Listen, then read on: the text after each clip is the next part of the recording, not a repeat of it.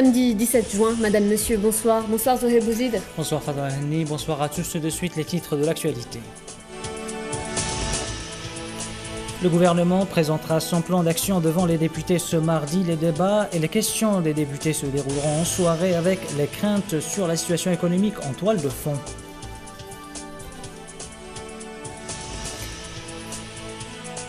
Et après 7 mois d'attente, les premières licences d'importation pour l'année 2017 seront délivrées à partir de la semaine prochaine. Le gouvernement compte élargir le système des licences à de nouvelles catégories de produits. Opération séduction pour attirer les touristes afin d'améliorer l'accueil des estivants. Les douanes algériennes ont mis en place de nouvelles mesures. On verra lesquelles dans ce journal.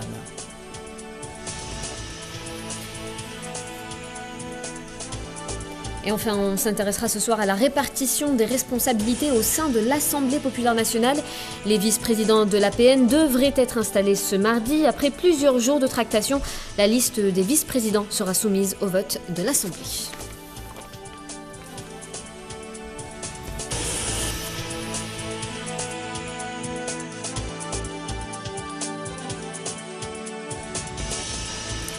Et puis on le disait à l'instant, Abdelmajid Tebboune présentera son plan d'action devant les députés ce mardi, Zoher. Oui, Ramadan oblige, ce sera une présentation en séance nocturne. D'après des sources parlementaires, les débats vont durer 3 jours et prendront fin juste avant l'Aïd. Et pour revoir le contenu du programme du gouvernement, le chapitre économique se taille la part du lion, notamment le volet fiscal. Le gouvernement veut augmenter le recouvrement des impôts de 11%.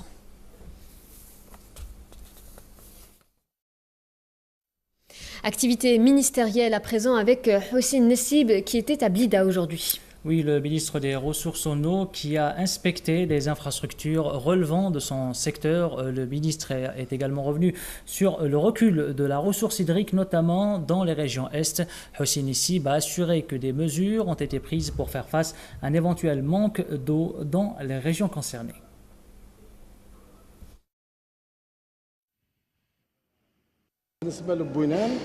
S'agissant de la nouvelle ville de Bouinen, à l'issue de la visite que nous avons entreprise dans cette ville, nous avons lancé un projet en urgence pour l'alimenter en eau potable et l'équiper en canalisation pour gérer et évacuer les eaux usées. Il s'agit d'un programme établi en coordination avec mon collègue de l'habitat pour que toutes les formules de logement en cours d'exécution dans cette ville, LPP et ADL en l'occurrence, soient livrées dans les délais.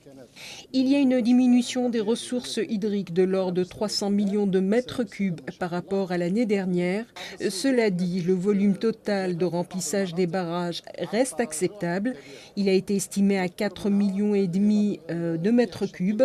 Les régions qui subissent la sécheresse cette saison sont situées à l'est des hauts plateaux. Dans ces régions, le taux de remplissage des barrages a connu un net repli par rapport à la même période l'année dernière. Il s'agit de barrages de Hammam Debber à Guelma, celui de Indelia Soukahras, qui est très important dans la mesure où il irrigue Soukahras, mais aussi le sud de Guelma, Bouagui et Tbessa, et enfin celui de Skikda. Face à cette sécheresse, nous avons pris les dispositions nécessaires, à savoir alimenter les zones sous stress hydrique avec des citernes d'eau.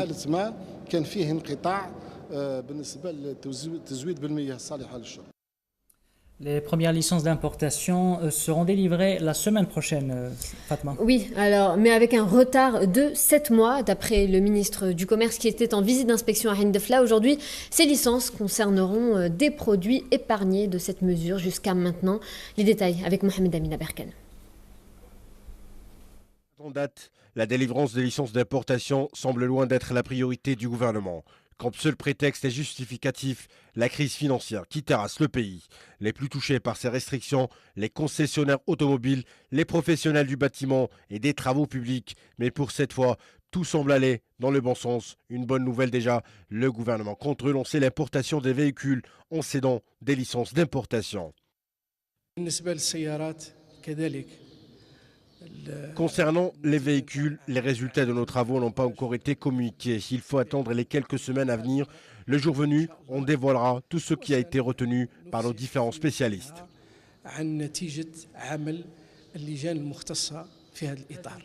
Le retard dans la libération des licences d'importation provoque une flambée spectaculaire des prix des matériaux de construction. À titre d'exemple, le coût du sac de ciment est passé du simple à plus du double. Cette situation impacte considérablement les projets de construction de logements.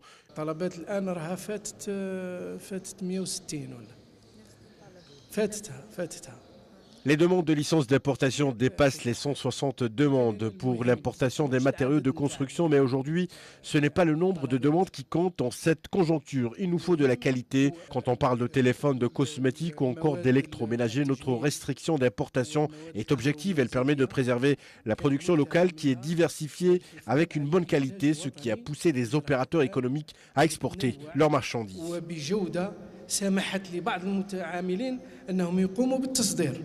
Durant les 4 premiers mois de l'année 2017, la facture globale des importations algériennes s'est établie à 15,42 milliards de dollars contre 15,44 milliards, soit une baisse de 0,14%, ce qui équivaut à 20 milliards de dollars. Et nous restons avec le ministre du Commerce qui a assuré que le gouvernement est prêt à aider les opérateurs privés à investir dans la distribution. Le manque en infrastructures commerciales pourrait être comblé par la participation des investisseurs privés, a déclaré Ahmed Sissi. On l'écoute, il est au micro de Farid Hamdi.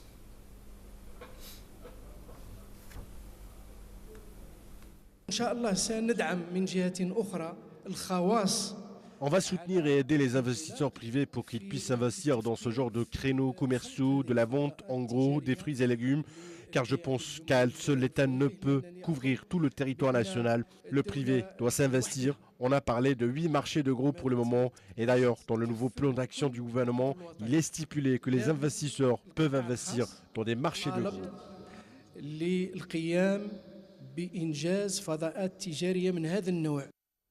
Et à partir de Médéa, le ministre de l'Agriculture a prévenu contre les effets de la désertification sur les terres fertiles du Nord. L'avancée du désert continue de représenter un grand danger qui pèse sur l'agriculture, d'après le ministre du secteur. Abdelkader Bouazbi appelle à mettre en place un plan national d'urgence pour lutter contre la désertification. Écoute le ministre qui répondait aux questions de Azdine Belkhadem.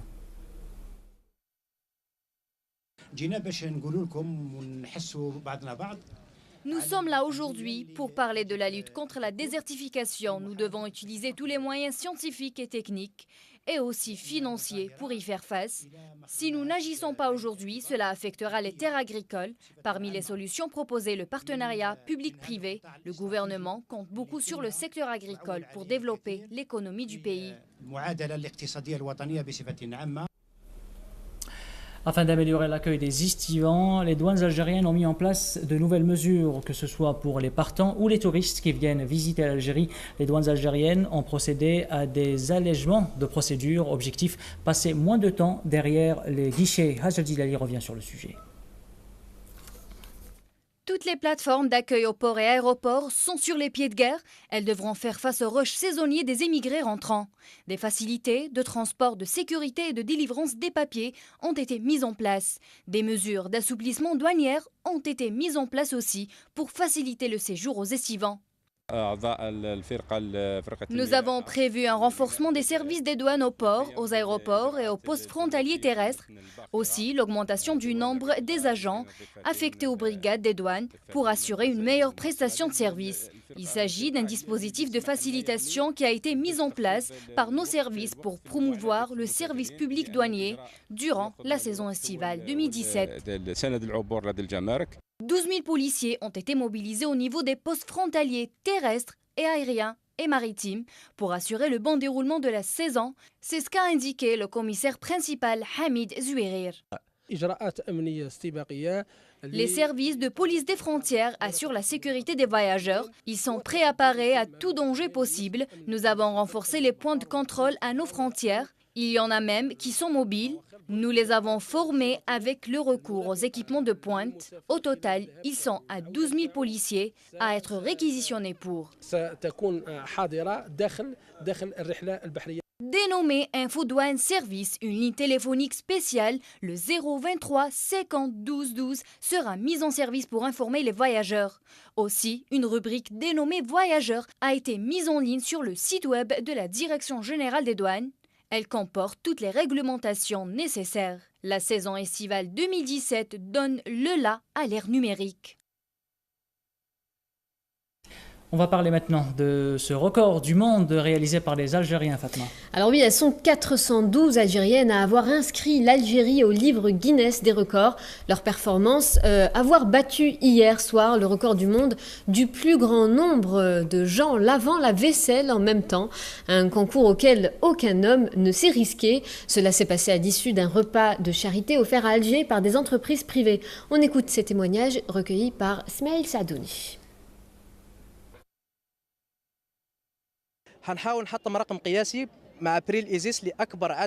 Nous avons décroché le record du monde de lavage de vaisselle simultané. Plusieurs personnes ont lavé la vaisselle avec prix les is en même temps et en même lieu. 1000 personnes venant des orphelinats, des maisons pour personnes âgées et de nombreux étudiants des cités universitaires de l'Algérois ont été conviés à rompre le jeûne dans une ambiance conviviale et solidaire.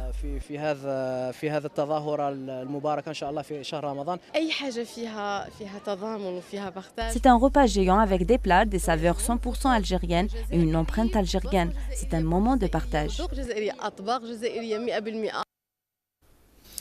Et puis, les vice-présidents de l'Assemblée nationale devraient être installés ce mardi, Zoher. Oui, la répartition des responsabilités au sein de l'Assemblée n'a pas été de tout repos. Après plusieurs jours de tractation, la liste des vice-présidents de l'Assemblée et des présidents de commission devrait être adoptée ce mardi.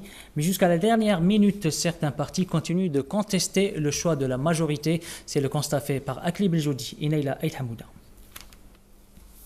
La répartition des postes de responsabilité au sein des structures de l'Assemblée populaire nationale a fait couler beaucoup d'encre. Les partis de l'opposition ont contesté le mode de désignation. Certains partis politiques réclament le renouvellement des structures, voulant tirer profit des titres et des avantages qu'offrent ces postes.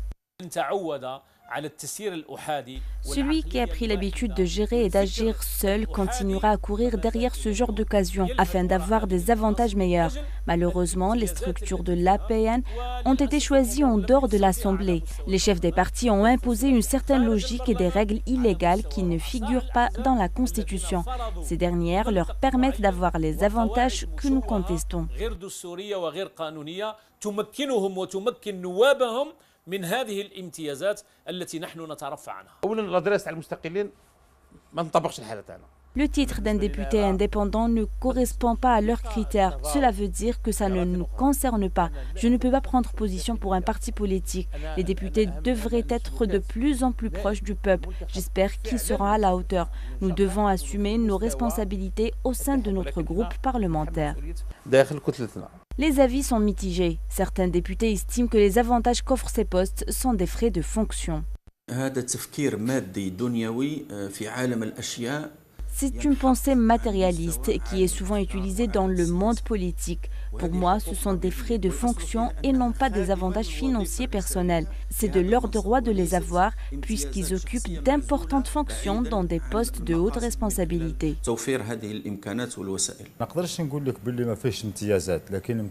Nous ne pouvons pas nier qu'un vice-président et un chef du groupe parlementaire n'a pas d'avantages financiers, mais ces avantages permettent de faciliter les tâches aux membres du bureau national. Ce ne sont que des rumeurs. Ils ne touchent pas des frais pour des intérêts personnels. Le seul avantage est de faire son travail et de représenter son parti. Chacun a ses ambitions.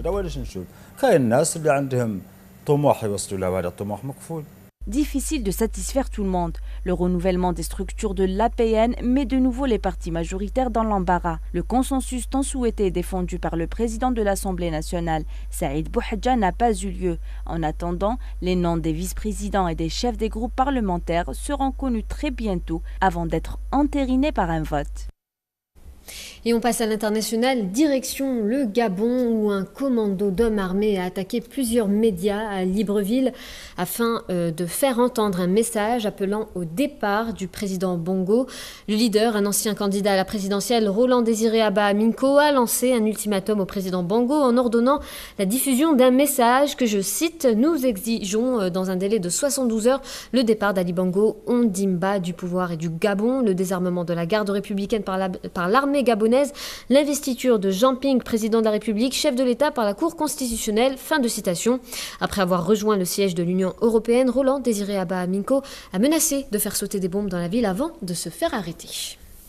Et puis au Japon, un destroyer américain est entré en collision avec un bateau battant pavillon philippin. Le navire est de la 7e flotte américaine du Pacifique et se trouvait au sud de la baie de Tokyo au moment de l'impact.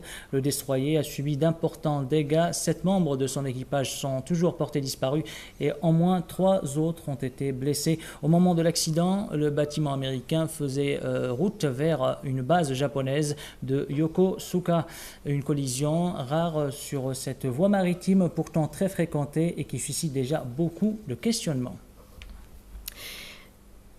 Le président américain a décidé d'annuler l'accord historique conclu par Barack Obama avec le régime castriste. Donald Trump a mis au défi le gouvernement communiste de Raúl Castro de négocier un meilleur accord entre les États-Unis et Cuba, l'actuel selon lui étant profitable pour les Cubains et les Cubano-américains, annonçant depuis Miami un recul par rapport à l'ouverture diplomatique historique qu'avait initiée l'ex-président Obama. Trump a soutenu que Cuba avait obtenu beaucoup trop de concessions des États-Unis dans le cadre d'un accord qu'il a qualifié de mal avisé. Il a ajouté que les pénalités contre l'île de Cuba demeureront en vigueur jusqu'à ce que son gouvernement libère les prisonniers politiques, cesse d'abuser des droits des opposants et respecte la liberté d'expression. On passe maintenant aux insolites de la soirée avec tout d'abord ces résultats étonnants d'un sondage aux États-Unis. Alors oui, car d'après cette consultation, il apparaît qu'une partie non négligeable de citoyens des États-Unis possède quelques lacunes en matière de culture agricole. 7% d'entre eux pensent ni plus ni moins que le lait chocolaté est issu de vaches de couleur marron, Zoher. C'est en tout cas ce que révèlent les résultats de ce sondage en ligne du National Dairy Council. On précise tout de même que la procédure normale est de rajouter du chocolat en poudre dans le lait pour obtenir du lait chocolaté. Et on reste avec les insolites et direction le Pakistan, où le propriétaire d'une lionne accusée de négligence envers son animal de compagnie a été arrêté par la police. Son histoire est loin d'être anodine. L'homme a carrément transporté son félin à l'arrière de son pick-up dans la ville de Karachi. Comme vous pouvez le voir sur ces images, une lionne allongée à l'arrière du pick-up au beau milieu d'une rue animée de Karachi. Après avoir été arrêté, le propriétaire du félin a expliqué à la police qu'il rentrait chez lui après avoir fait un vaccin à sa lionne. Finalement, les autorités ont décidé de le libérer et l'accuser de condition qu'il conserve l'animal chez lui et paie une caution de 20 000 roupies pakistanaises, soit environ 170 €. Voilà, nous arrivons au terme de ce journal. Merci de l'avoir suivi. Bonne soirée et à demain.